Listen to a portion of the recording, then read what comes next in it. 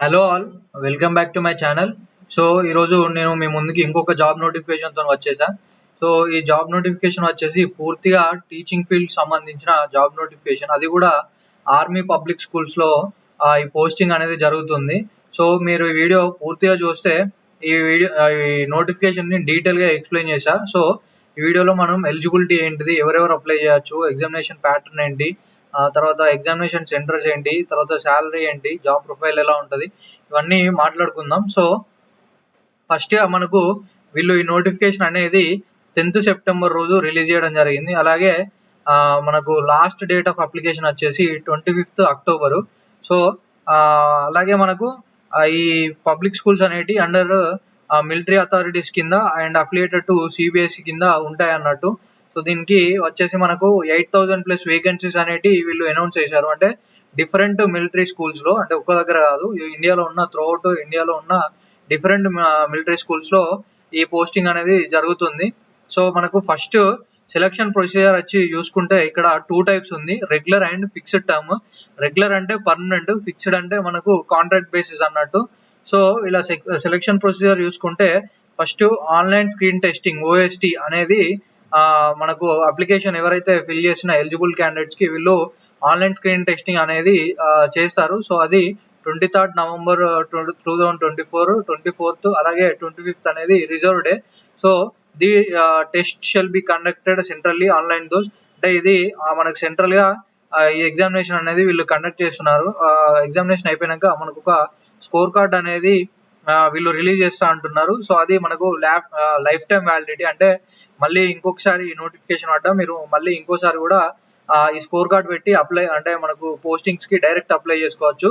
So ఇది మనకు ఒకసారి ఎగ్జామ్ క్లియర్ చేస్తే మనకు లైఫ్ టైం వ్యాలిడిటీ అనేది ఉంటుంది ఈ ఎగ్జామ్. సో అందరూ ఎవరైతే టీచింగ్ ఫీల్డ్ మీద ఇంట్రెస్ట్ ఉందో, అలాగే ఈ ఇందులో చూపించిన ఎడ్యుకేషన్ క్వాలిఫికేషన్ సరిపోతారో వాళ్ళు తప్పకుండా ఈ నోటిఫికేషన్ అనేది అప్లై చేసుకోండి. తర్వాత regular candidates with in 2 years of being appointed with a minimum overall రా స్కోర్. అంటే మనకు ఎవరైతే రెగ్యులర్ క్యాండిడేట్స్ గా అపాయింట్ అవ్వాలనుకుంటారో వాళ్ళు 50% అనేది ఓవరాల్ గా స్కోర్ చేయాల్సి ఉంటుంది. సో కాంట్రాక్ట్ బేసిస్ కింద అయితే 40% అనేది వీళ్ళు ఎగ్జామ్ లో OST లో స్కోర్ చేయాల్సి ఉంటుంది.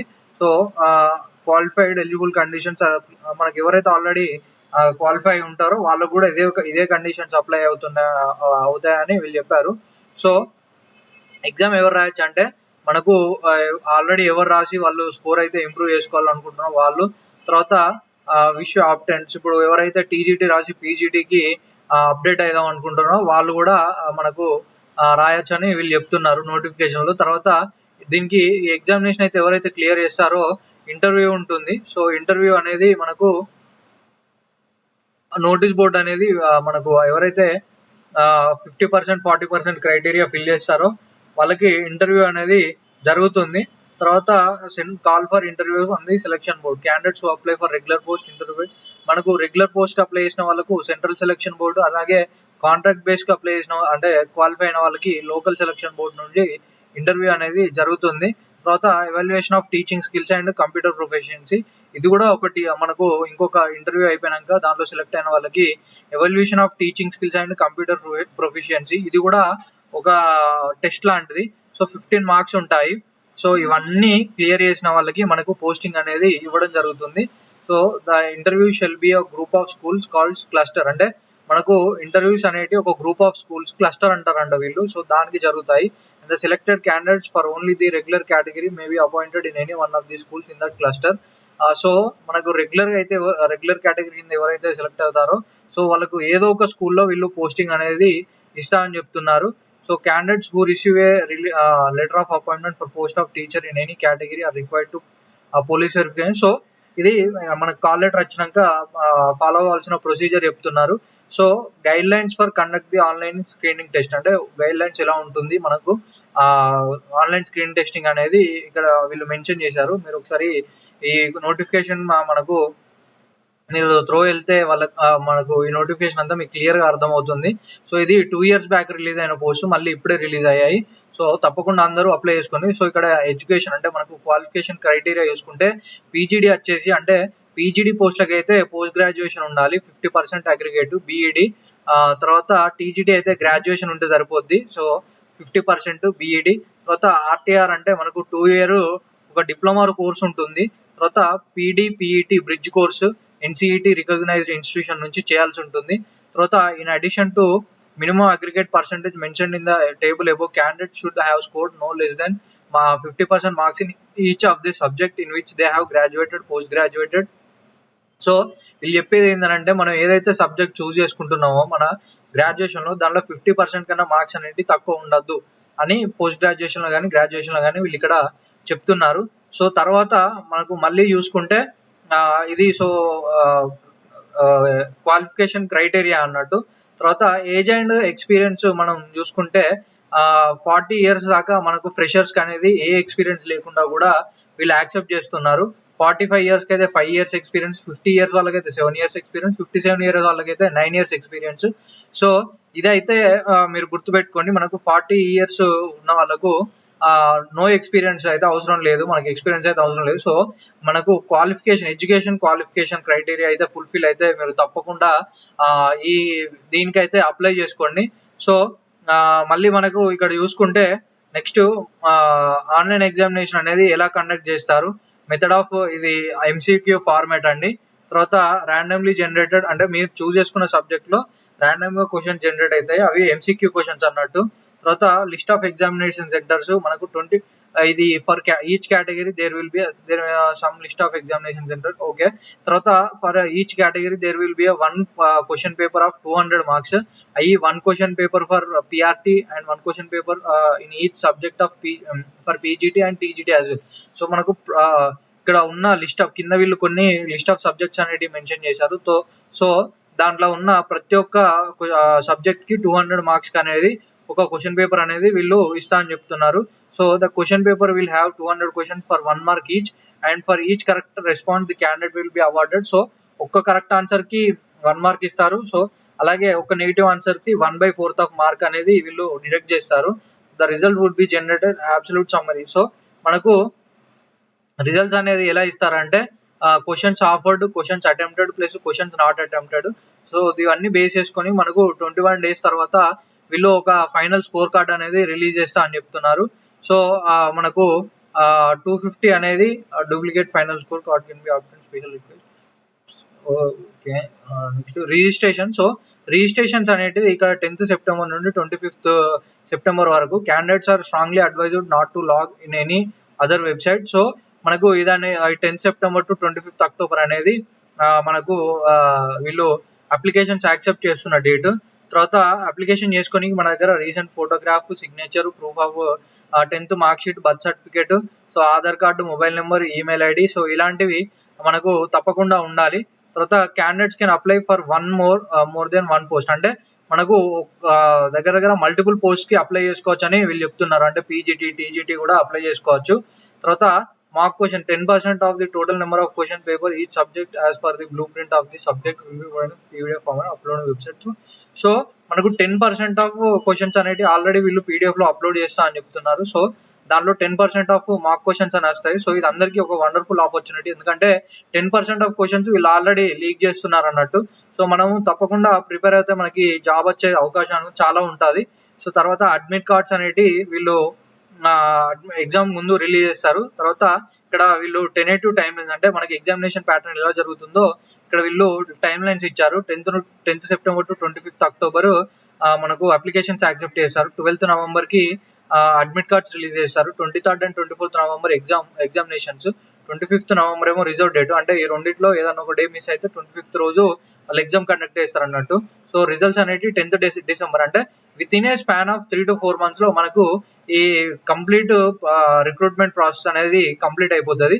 సో ఇక్కడ మనకు గ్రూప్ ఆఫ్ క్లస్టర్స్ చూసుకుంటే స్కూల్స్ cluster 1, cluster 2, cluster 3 అట్లా వీళ్ళు దాదాపు 32 clusters అనేటి డివైడ్ చేశారు. సో 35 clusters అనేటి డివైడ్ చేస్తారు. సో మనకు ఇక్కడ సికింద్రాబాద్ క్లస్టర్ వచ్చేసి ఇక్కడ cluster 6 సికింద్రాబాద్, అంటే మన తెలంగాణకు సంబంధించింది సికింద్రాబాద్, బోలోరం అండ్ గోల్కొండ. సో ఇవన్నీ టోటల్ త్రూఅవుట్ ఇండియాలో ఉన్న ఆర్మీ స్కూల్స్. ఈచ్ స్కూల్ ని, అంటే గ్రూప్ ఆఫ్ స్కూల్స్ ని ఒక క్లస్టర్ లెక్క డివైడ్ చేసి వీళ్ళు మనకు నోటిఫికేషన్ అనేది రిలీజ్ చేశారు. అలాగే ఇక్కడ మనకు list of subjects for the online screening test at PGT level.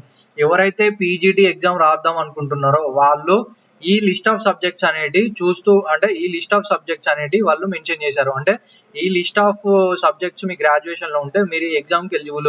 So పీజీటీకి వచ్చేసి దగ్గర దగ్గర 19 సబ్జెక్ట్స్ ఉన్నాయి. Accountancy, biology, biotechnology, business studies, chemistry, computer science, economics, English core, fine arts, geography, Hindi, history, home science, informatic practices, mathematics, physical education, అలాగే physics, political science, psychology. So TGT అది PRT, so physical education.